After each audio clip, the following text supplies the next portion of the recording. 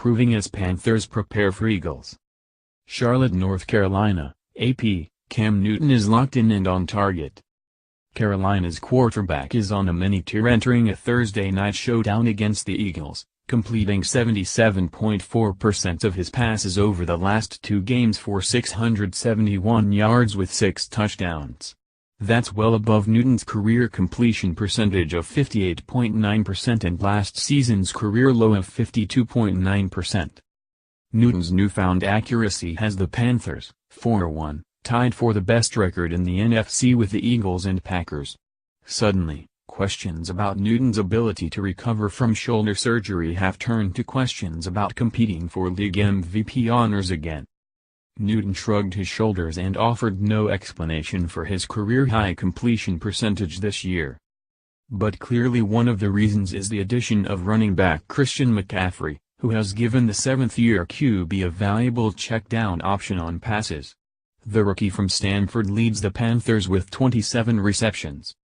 He's an exceptional football player who has found his role on this team and is trying to find ways to expand his role, Newton said of McCaffrey.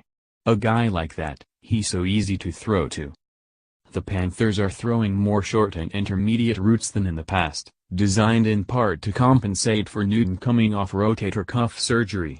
He missed most of training camp and the Panthers didn't want to rush him back by asking him to throw a bunch of deep balls. Newton's arm strength is improving and he's showing no signs of soreness, although coach Ron Rivera still limits his reps in practice. There's certain throws that he's making again. That's a huge plus, Rivera said. I think last week was indicative of that. I think as he gets stronger and stronger, we can do some more things we want to do. McCaffrey is commanding so much attention from defenses that it's freeing up others to make plays. Devin Funchess has 3 TD catches in the last 2 games and Greg Olsen, Phil and Ed Dixon caught 5 passes for 175 yards last week against Detroit. Control the clock. The Eagles lead the NFL in time of possession with an average of 35 hours 32 minutes thanks to a strong running game and best third down offense in the league. Led by LeGarrette Blount's bruising running, Philadelphia is ranked 5th in rushing. The Eagles are first in third down conversions at 53.4%, allowing them to keep drives going and keep the ball away from opponents. I think it's important to establish the run to start, Coach Doug Peterson said. It just helps our offensive line settle into games. And when you see your defense, the 3-and-outs that they have in stopping the run, it can frustrate an opponent. Going deep, Carson Wentz and his new receivers couldn't connect on long throws until Torrey Smith and Nelson Agholor made big plays against the Cardinals. Wentz hit Smith in stride for a 59-yard TD and lofted a perfect pass that Agholor caught over his shoulder for a 72-yard TD. Carson is known to chuck it, Agholor said. He's going to chuck it and you have to get under it. We have fun with it.